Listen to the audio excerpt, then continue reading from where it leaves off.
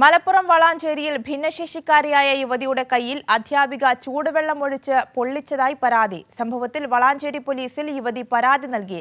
സംഭവത്തിൽ അത്തരമൊരു സംഭവം ഉണ്ടായിട്ടില്ലെന്നും പൊള്ളലേറ്റിട്ടില്ലെന്നുമാണ് അധ്യാപികയുടെ വിശദീകരണം. വളാഞ്ചേരി വലിയകുന്നിൽ ഭിന്നശേഷിക്കാർക്കായി പ്രവർത്തിക്കുന്ന പുനർജനി കേന്ദ്രത്തിലാണ് സംഭവം.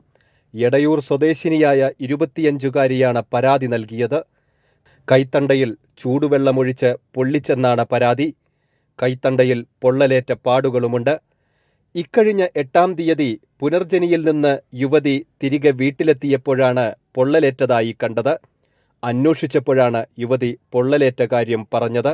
ഞായറാഴ്ച വീണ്ടും ഞാൻ അവളോട് രാവിലെ ചോദിച്ചു, എന്താ മോളെ ഉണ്ടായത്, എന്താ ആരെങ്കിലും എന്തെങ്കിലും ചെയ്തതാണോ ചോദിച്ചപ്പോൾ പറഞ്ഞു, അവൾ കാവ്യ ടീച്ചർ ചൂടുള്ള വെള്ളം ക്ലാസ്സിൽ വെച്ചിട്ട് പൊള്ളിച്ചതാണെന്ന് പറഞ്ഞു, ക്ലാസ്സിൽ വെച്ചതാണെന്ന് പറഞ്ഞു, ചൂടുള്ള വെള്ളം ക്ലാസ്സിൽ വെച്ചു എന്ന് പറഞ്ഞു.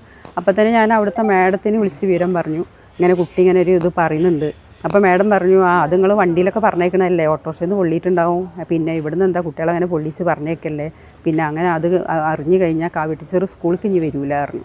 രക്ഷിതാക്കളെ സ്കൂളിലേക്ക് വിളിച്ചു വരുത്തി അപമാനിച്ചതായും അമ്മ പറഞ്ഞു.